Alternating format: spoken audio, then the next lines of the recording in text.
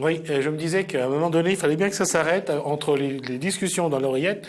On revient, et cette fois-ci, on va revenir avec Lise de Paul. Alors voilà, avec elle, non, d'abord, bonsoir Coraline Polic, puisque ce sont vos invités, on va parler de bien-être, et peut-être un peu de bienveillance d'ailleurs.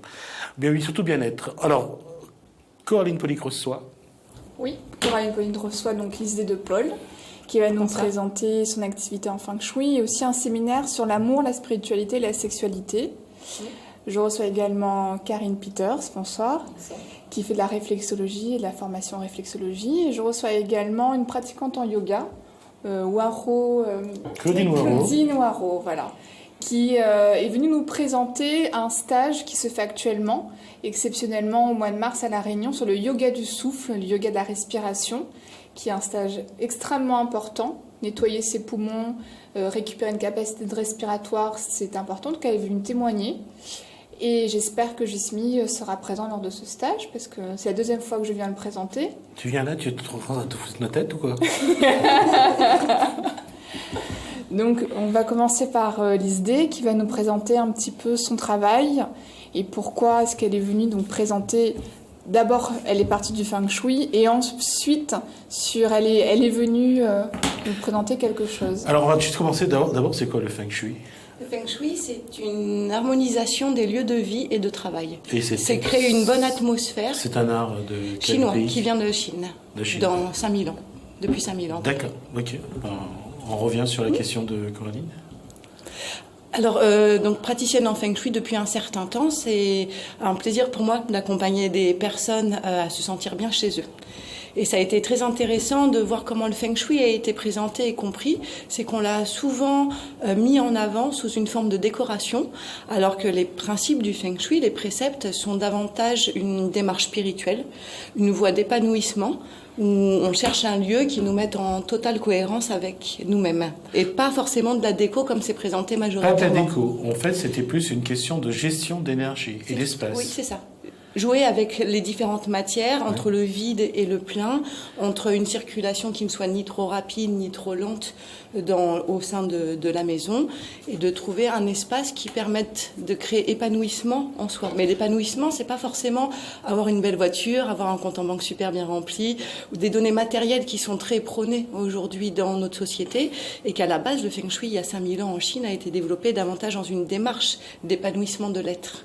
De démarche de soi. Dans l'intitulé, il parlait d'amour, sur l'importance liée à l'amour, la spiritualité et la sexualité. Ça veut dire que bien harmoniser son intérieur, c'est quelque chose qui va favoriser justement ce qui est dit, l'amour, la spiritualité et la sexualité. Alors, je reprends. En fait, effectivement, ce n'est pas de la décoration. Par contre, on le sent quand on rentre dans un endroit où une personne qui est experte en Feng Shui est passée, il y a une espèce de circulation, ne serait-ce que même physique, on peut mieux circuler. Donc il y a quelque chose de l'ordre de on se sent bien, on se sent mieux. Et on attribue ça à la décoration aujourd'hui, mais comme l'idée explique, c'est plus que ça. Et l'idée donc va nous expliquer qu'avant de passer par sa maison, mettre en ordre sa maison, il faut d'abord se mettre en ordre soi-même. Et ça passe certainement par l'amour, la sexualité et la spiritualité. Entre autres, en effet. Voilà.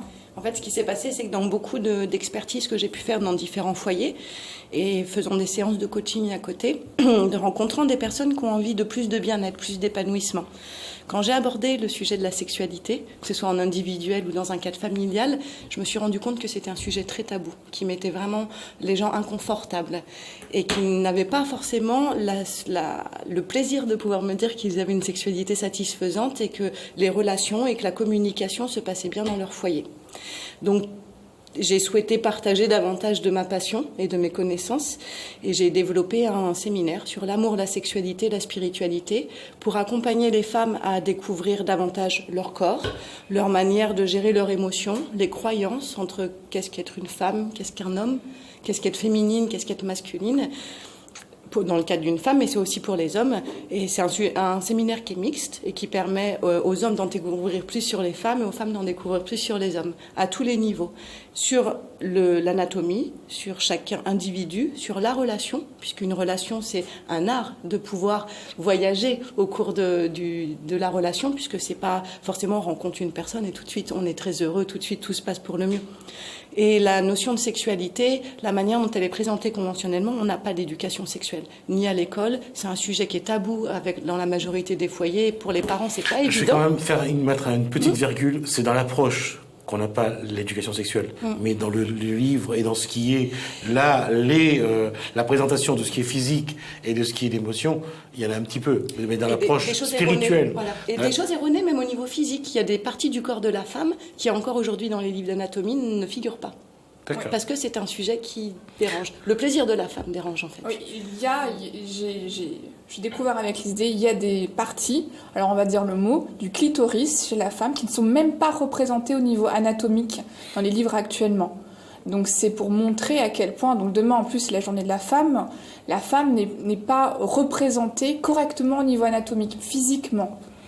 Donc on est déjà dans un déni. On imagine le déni. clitoris comme quelque chose qui dépasse un tout petit peu, comme un petit bouton. C'est un organe qui fait 14 cm, voire 10 cm. C'est un organe immense dans le corps de la femme. Voilà. Mais c'est un organe qu'on n'a pas spécialement étudié.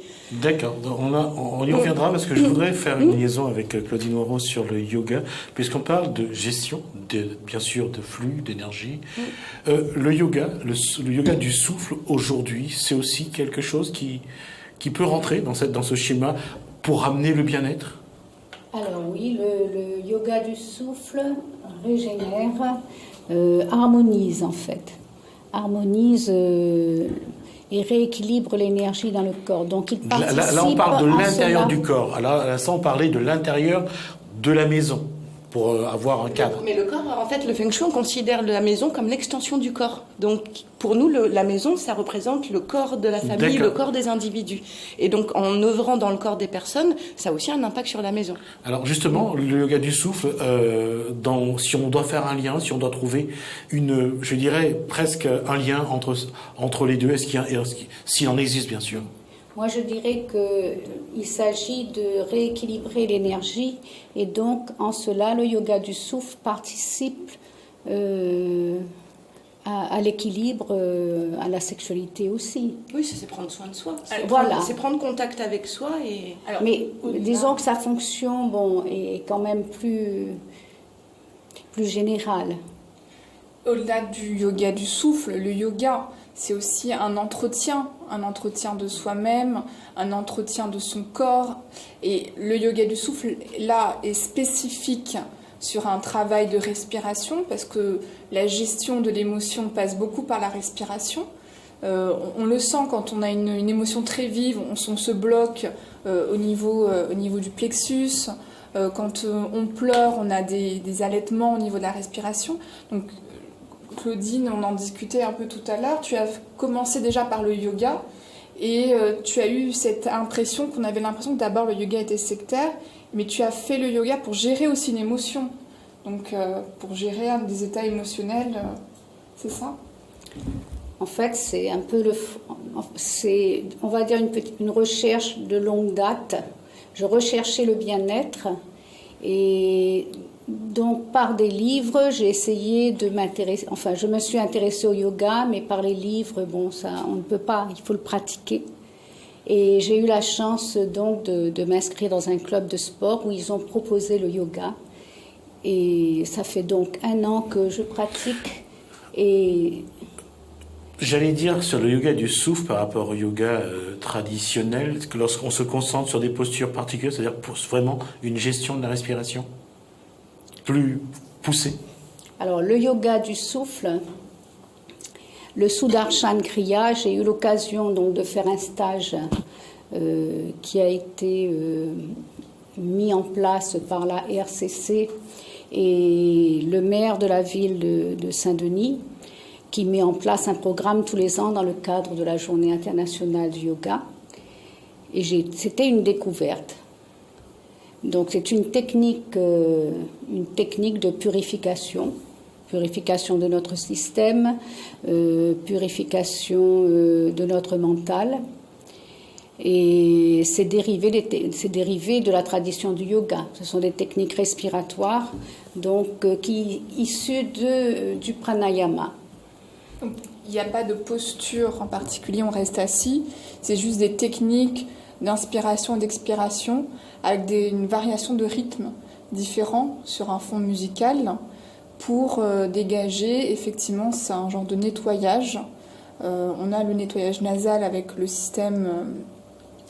avec le lota au niveau de l'eau. Et là, c'est une technique de respiration vraiment qui est différent. Voilà. Et ça vient un petit peu compléter, j'ai envie de dire, les techniques de Hatha Yoga, qui là est plus un travail de posture. Donc, c'est ouvert à tous, parce qu'il n'y a pas besoin d'avoir une capacité au niveau physique. Il y a juste besoin d'avoir la capacité de respirer, de ne pas avoir certains problèmes cardiaques. Et c'est ouvert vraiment au plus grand nombre, que ce soit les seniors, que ce soit les enfants, que ce soit les adolescents. D'accord. Alors, on va en venir à Karine Peter, donc réflexologue. On va juste définir, c'est quoi la réflexologie ? La réflexologie, elle s'applique sur tout le corps, mais elle est souvent plus connue en podoréflexologie, donc reliée au pied. En fait, l'idée, c'est que toutes les parties du corps sont représentées sous le pied et on peut travailler à travers ça, justement, l'équilibre global du corps. On peut aussi le faire avec les mains, parce que j'ai vu que... Oui, il y a de la réflexologie palmaire, auriculothérapie, faciale notamment, et aussi sur tout le corps, puisque les méridiens, les réseaux énergétiques du corps nous traversent. D'accord. Voilà. Alors, pourquoi la réflexologie plantaire ? Parce que je trouve que c'est un accès qui est beaucoup plus complet et direct et qu'on peut vraiment travailler sur toutes les pathologies diverses, que ce soit d'ordre émotionnel ou plus physiologique, des choses qui sont chroniques, donc qui sont installées depuis longtemps. Et pour travailler là-dessus depuis déjà quelques années et avoir fait une formation récente plus complémentaire, les effets sont vraiment extraordinaires. Retour donc après la page pub avec Coraline Polic et puis surtout la prise de plaisir, la prise de son pied tout seul, il paraît que c'est intense. La réflexologie plantaire, c'est depuis, c'est ça ? Non, mais c'est... tu es une connaisseuse, donc je te tends la perche. Alors, je voudrais revenir sur les actualités de chacune. Donc, l'ISD de Paul nous fait un séminaire là au mois de mars. À quelle date, l'ISD ? Tu peux nous rappeler ? Les 16, 17, 18. C'est sur 3 soirées d'affilée, puisqu'il y a une soirée qui va traiter des individus, l'homme et la femme en tant que femelle et en tant que mâle. La deuxième soirée qui traite de la relation et du couple et de la notion d'amour à comparer avec les notions d'attachement. Et la troisième soirée parle de la relation sexuelle, de la sexualité, une plus consciente, de sortir des repères qu'on peut avoir au niveau pornographique ou de ce qu'on a pu nous transmettre de manière très basique dans le système de la sexualité sous reproduction. Sexualité, c'est-à-dire faire fi des fantasmes ? C'est peut-être à transformer. D'accord. C'est-à-dire utiliser les fantasmes sous un autre niveau et je dirais surtout justement revenir présent à son corps, revenir présent à ses sensations, revenir présent à ce qui se passe, parce que quand on est dans ses fantasmes, on sort de soi, on est dans sa tête. Alors que quand on est dans son corps qui vibre et dans un sentiment d'amour et dans une énergie qui nous emporte et qui se déploie en nous et en partage avec l'autre, et ben on a une autre saveur. Et les fantasmes sont très nécessaires à ce moment-là. Il peut y avoir une frontière entre le désir et l'émotion. Oui. Et donc, pour participer à ce séminaire, comment est-ce qu'on peut te joindre, l'ISD ? Alors, j'ai un site internet, londedevie.com, LONDEVIE.com, ou sinon par téléphone, c'est plus simple. Respirez. C'est pour bien tilter. 06 93 03 38 50. Donc après la sexualité, l'amour et la spiritualité, si on veut prendre son pied avec Karine... Oui, c'est une façon de dire les choses. De toute façon, demain, vous inquiétez pas, demain, c'est journée de la femme. Faites-vous plaisir. Si on a envie de te joindre pour pouvoir avoir une séance donc, de réflexologie, est-ce qu'on peut te contacter comment ? Par téléphone, c'est plus simple. Donc au 06 92 74 42 69. Voilà, toujours. Mais la réflexologie a un but thérapeutique. On peut prendre son pied, mais là, ce n'est pas de mon ressort. Oui, alors si on est Voilà. dans le fantasme, il vaut mieux aller voir l'idée C'est ça. pour transmuter, transformer ses fantasmes et éventuellement travailler son souffle. Parce que messieurs, demain, c'est la journée de la femme, donc il va falloir vous accrocher et donner le paquet, hein, n'est-ce pas? Donc on a un stage à ce moment-là avec la RCC, donc le stage du souffle. On peut avoir les dates, Claudine? Alors, le stage se déroulera samedi, dimanche et lundi. Samedi de 17h à 21h, dimanche de 17h à 21h et lundi de 18h à 21h. Allez. À la salle Mo Sport face à la Chambre de commerce et d'industrie. Donc rue Pasteur. À Saint-Denis, rue Voilà. Pasteur. Pour s'inscrire, c'est 06 92 38 12 54. Et donc Gismi sera présent. Non? Tu y tiens. Hein. Ah bah écoute, J'y serai pas. Je suis désolé, mais oui, j'écoute ce que la régie me dit parce qu'apparemment la régie essaye de me proposer des choses. D'accord. La régie est très dissipée. Ma question, c'est quel est le lien entre vous finalement? Quel est le lien d'équilibre, d'harmonie entre vous? Justement, vous avez donné la réponse. Le lien entre tout ça, c'est de rétablir cette harmonie que des fois on perd à cause du stress quotidien ou événementiel aussi qui peut arriver. Et à travers des soins corporels ou justement par le souffle, parce que avant chaque soin, je fais respirer la personne justement pour qu'elle retrouve ce souffle de vie. Et ensuite par l'habitation qui est un lieu de vie et très important pour notre équilibre global à tous. Je vais vous poser une question qui va vous surprendre, et je vais poser cette question à Elise de Paul parce que c'est elle qui l'a dit. Lorsque vous dites à une femme qu'elle a un clitoris qui fait entre 10 et 14 cm, ça lui fait quoi? Eh bien, elle est épatée, très surprise, mais elle s'en doutait. Quelque part, c'est pas si inconnu que ça. Parce qu'elle pouvait le sentir, mais sans forcément avoir vu la preuve. Ma question, Elle est enthousiaste, en tout cas. Ma question est pour vous quatre. Je veux dire, aujourd'hui, c'est pas seulement parce que demain c'est la journée de la femme, mais d'une manière générale, entre ce que les images que les gens se sont transmis depuis des décennies, entre coutumes, habitudes, et ce que vous proposez aujourd'hui, est-ce que le fossé est si grand que ça? Oui, mais il est rattrapable. Évidemment qu'il y a un gros fossé parce qu'on a des croyances qui sont ancrées depuis des millénaires, de par notre famille, notre généalogie, de par aussi la culture. Mais je pense que vraiment, en mettant de la bonne volonté et puis en ayant envie, d'avoir envie de prendre soin de soi, on peut retrouver... Claudine Moreau, la respiration, l'être humain aujourd'hui ne prend vraiment pas le temps de bien respirer. Alors, ça va très vite. On est dans une société de performance. Ça génère beaucoup de stress.